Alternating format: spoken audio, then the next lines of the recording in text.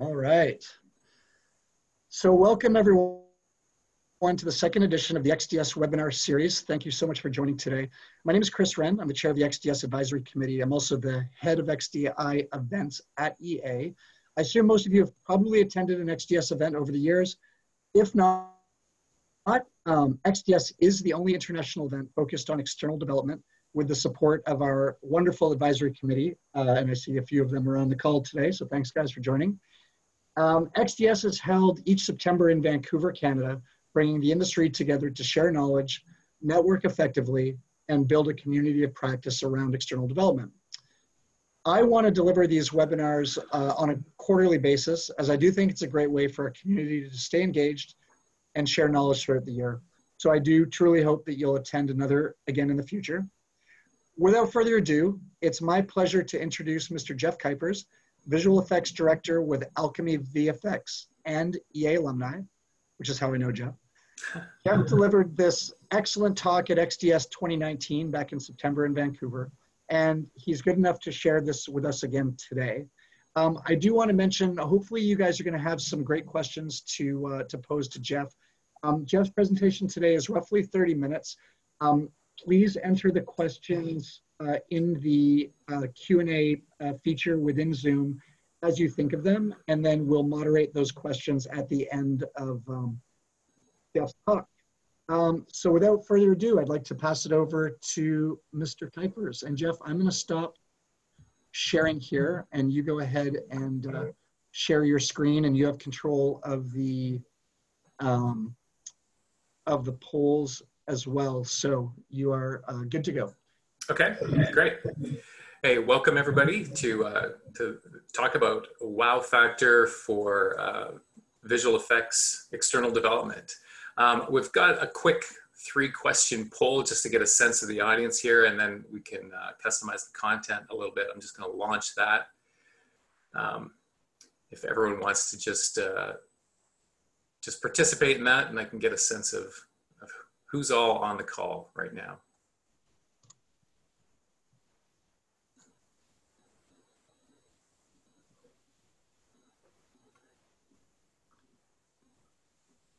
This is exciting. It's like the elections.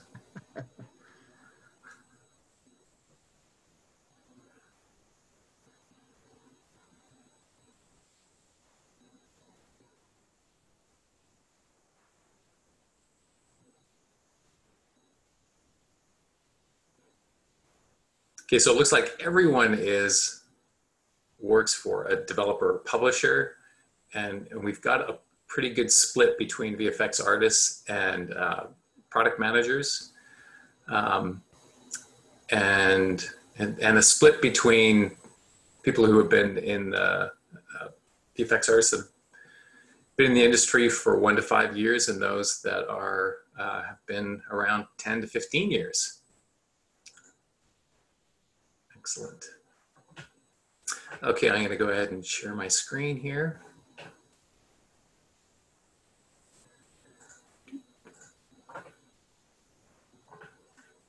Is everyone seeing that okay? Yeah, looks good, Jeff. All right.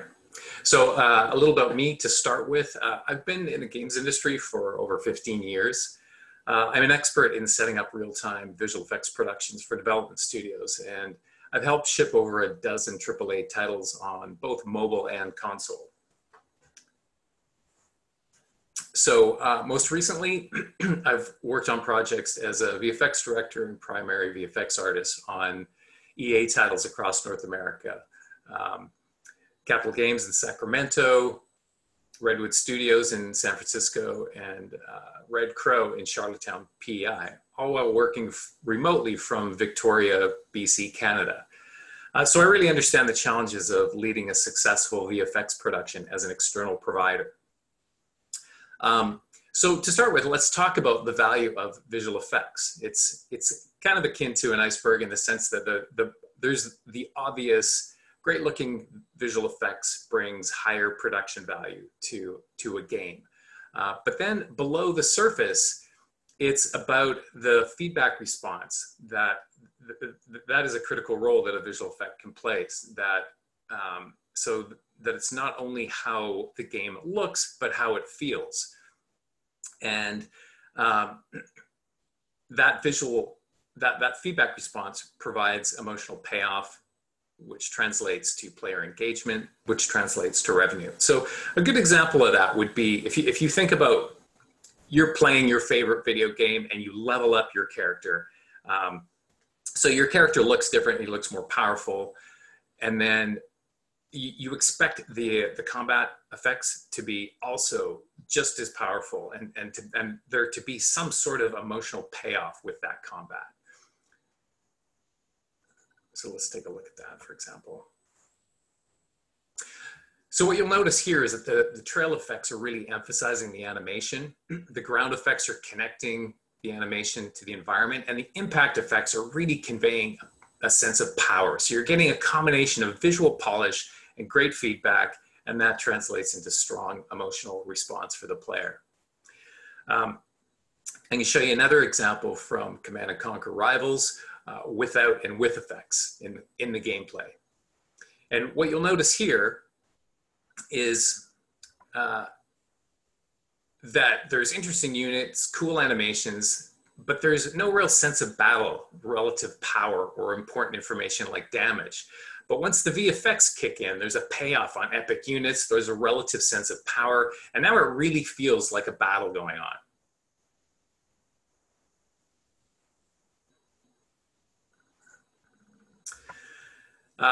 So to get that emotional connection to the player, you need to take your visual effects from what I call ow to wow. So let's look at some examples of ows with some examples from the Unity asset store. So here's an explosion that I pulled from the asset store. It's low quality, it's seriously unoptimized, and really it's just giving an impression of an explosion. It's not really delivering on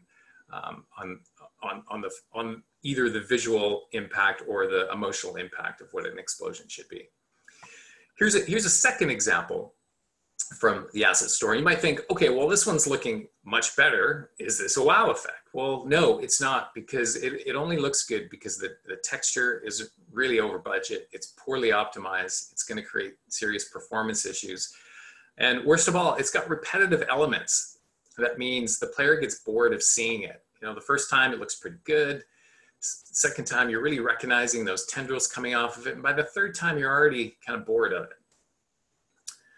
So what makes a wow effect? So I'm going to show you an example from CNC Rivals. This is the nuke that plays when you destroy your opponent's base. And this is a really important moment because that's the entire objective of the game. And if you launch 2 missiles, you've destroyed your opponent's base. So it both needs to look and feel like a nuke and have that satisfying emotional payoff of, I just destroyed your base.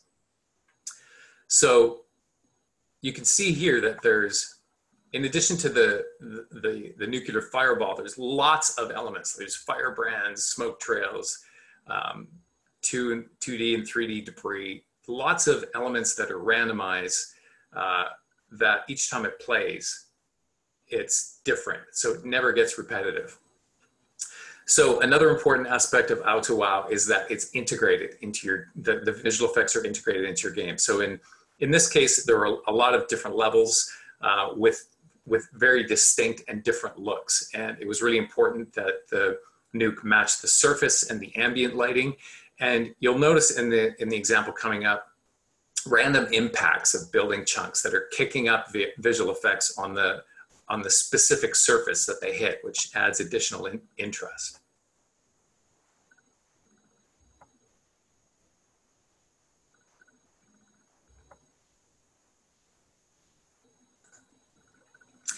And last is optimization. So it doesn't matter how good your effect looks. If it's not optimized, it's not going to do the game any favors. So in this case, there were high-end and low-end LODs depending on the device that the effects were being seen on. So on the high end, we used an optical flow shader that allowed longer playback I could get 200 frames of animation out of a 25 frame texture atlas. There's really complex layers. There's 3D debris. And then there's procedural scaling that scales the particle count from high-end to low-end devices. So to ensure that there's the visual effects are performant across all devices. And this is especially important for mobile or for VR. So you can see the difference here. It's still satisfying on the low end, but you're getting a much higher payoff for the high-end visual effects for those people that have high-end devices. So the question is, where are your VFX on ow to wow scale? An experienced VFX lead should consider all these factors to deliver visual quality, responsiveness, and emotional payoff for wow VFX. And then beyond that, for consistent and efficient production of top quality VFX, you need wow level production. So what does that look like? So this is what I call my VFX wow factor framework. And it's a framework that I use to analyze the strengths and weakness of the studio that I'm working with to get them up to a top quality VFX production. So there's communication, VFX Tools and Pipeline, the VFX Team, VFX asset production, integration, and optimization. And ideally, you want to be 10 out of 10 on each of these areas, because a gap in any of these areas will create bottlenecks for your visual effects production. So first off is communication. Obviously, an essential thing for any external developer. What are the keys for VFX production? It's really important to get your VFX lead involved early as possible in the VFX production, so they can help with pre-production, create style guides, and develop best practice docs, and look for opportunities where visual effects can add value that maybe design and the art direction haven't considered. It's important that there's a really fast review channel, maybe using Shotgun or Slack, and that you're getting feedback from both art and design. And it's also important to have design documents and wireframes with specific callouts for VFX. And if you have complex features, mocking it up in After Effects or Concept is a really good idea.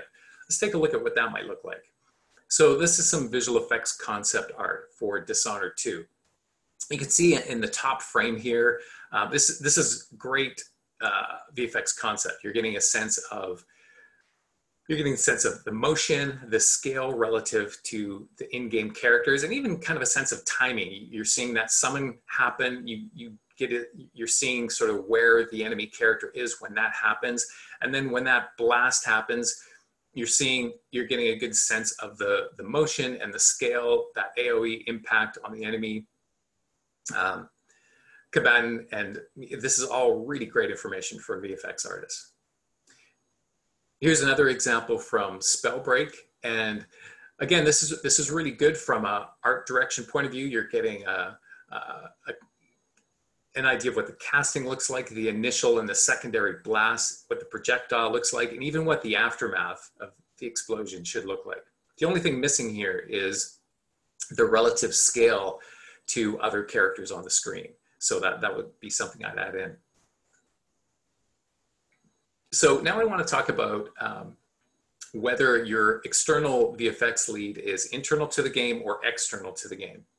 So if you have an external visual effects lead, then their responsibility will be to communicate with the art director, with design, with engineering, to put documentation together, and then to communicate that to the external VFX team.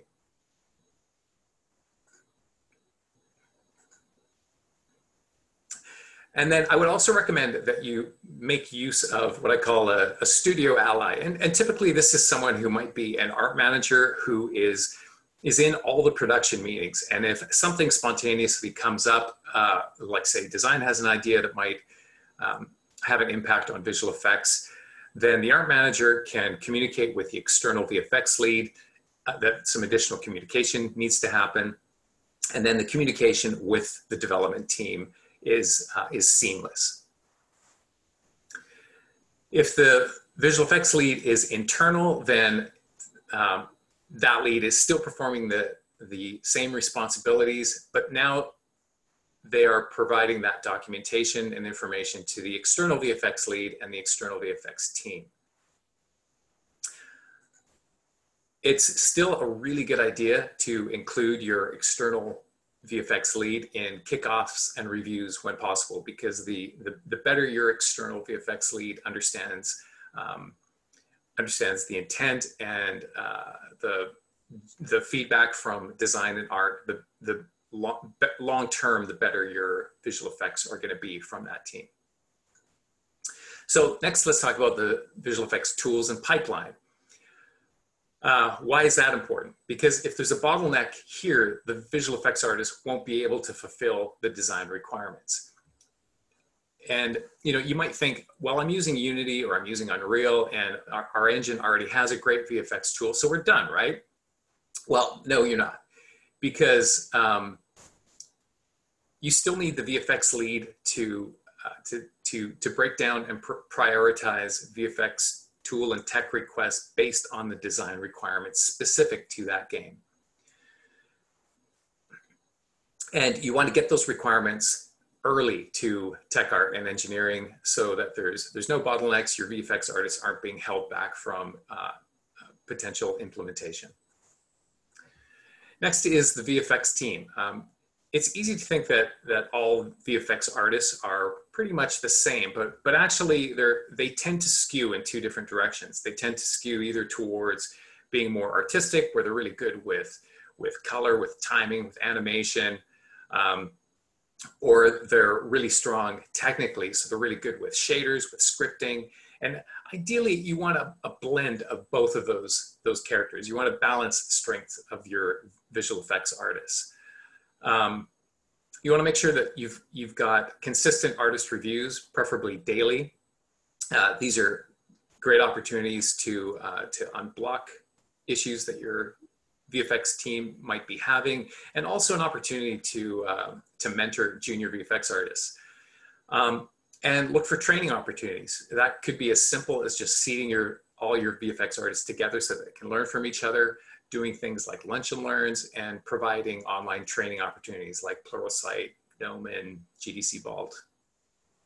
Sorry to interrupt, Jeff. I just wanted to remind everyone on the call that we will be doing Q&A at Q&A at the end. So if you have any questions, please use the Zoom Q&A feature to enter those, and we'll address them at the end. Thank you. Thanks, Chris. So next let's talk about the asset creation. And the question is, how do we get the highest quality visual effects as efficiently as possible?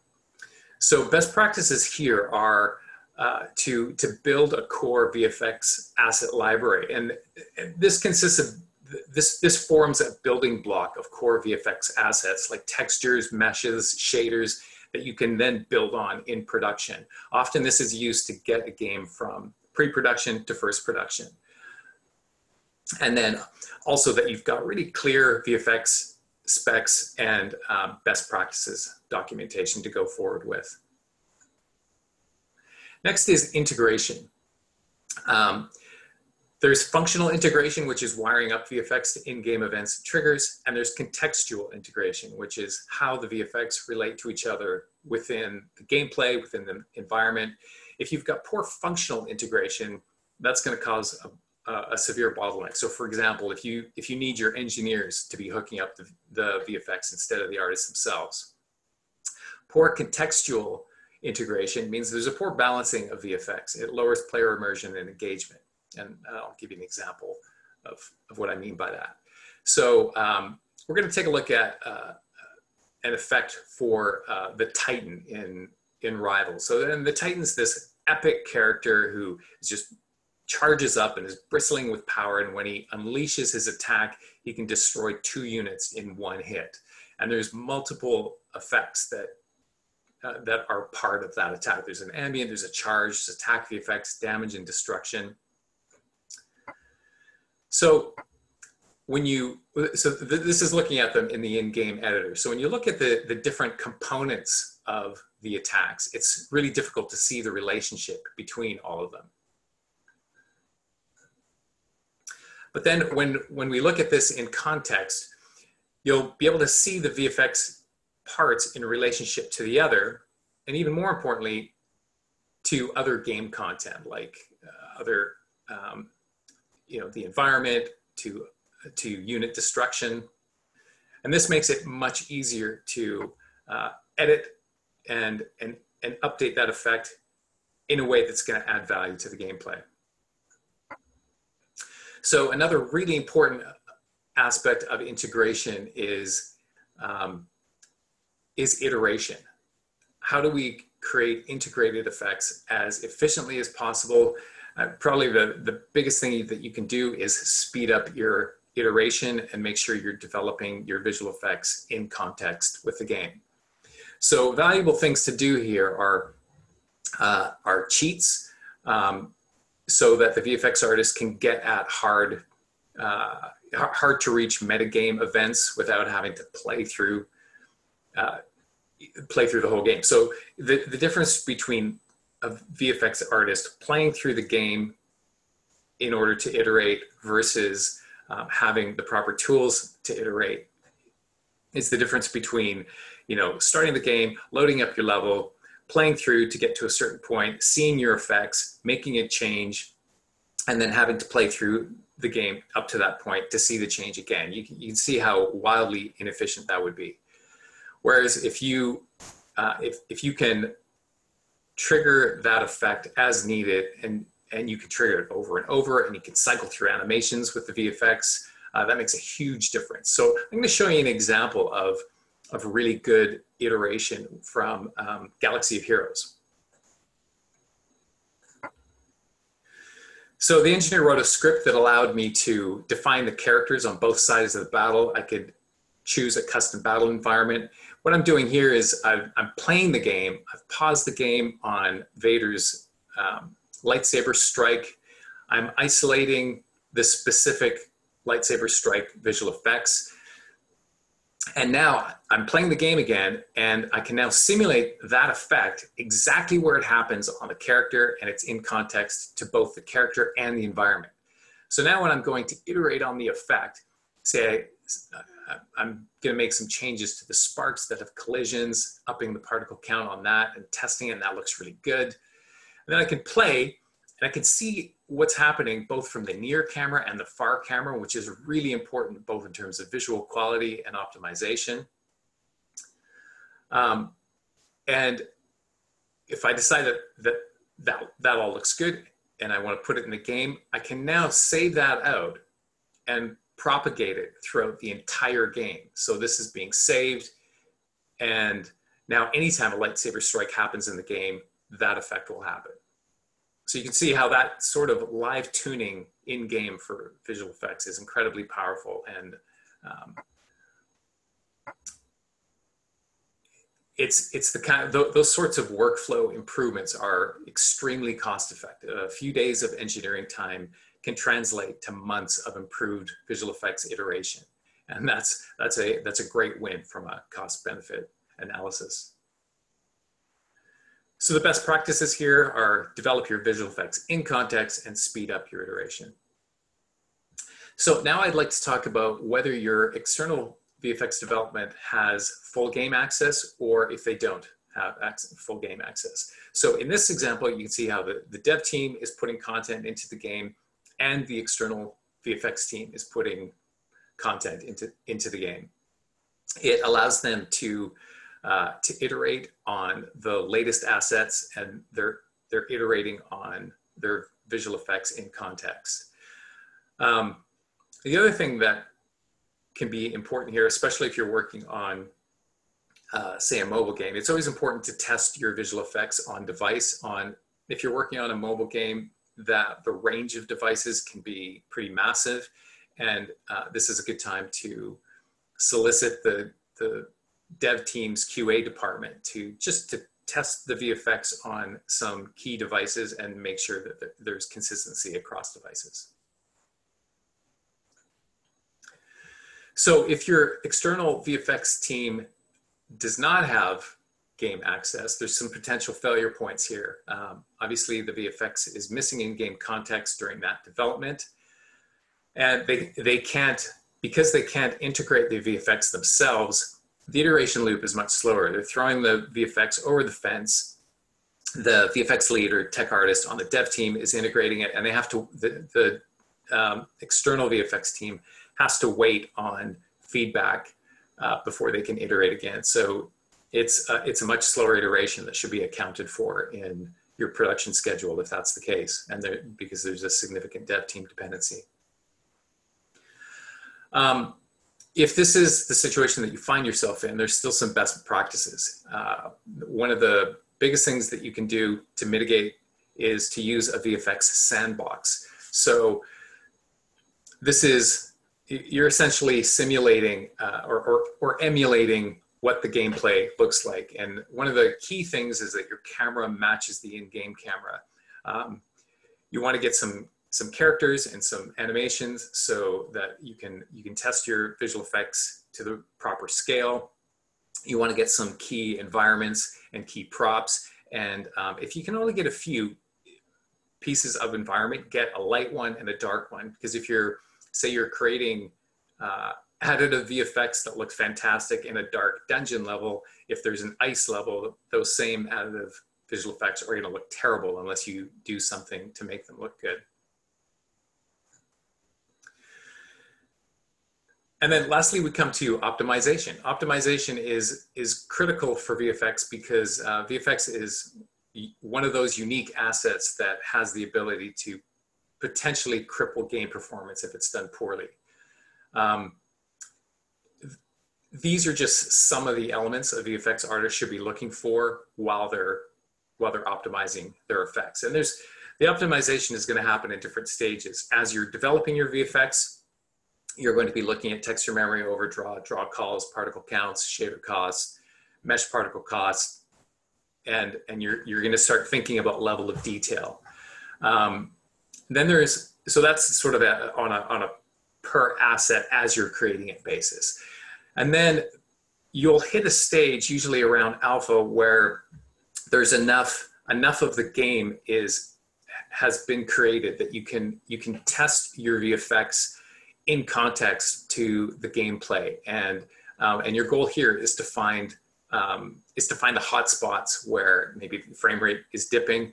Once again, the QA team is invaluable here in testing specific criteria for worse frame rate and using heat maps, or testing on specific devices where specific VFX aren't playing properly.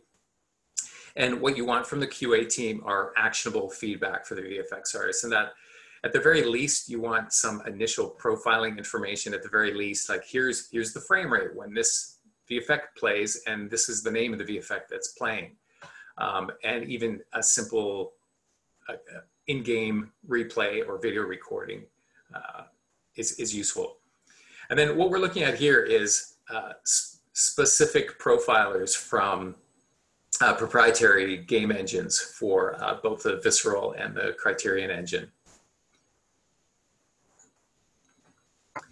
So now let's bring it all together and take a look at an example of the how to use a VFX framework with a real example. So in this case, it was with the Star Wars Rise to Power team.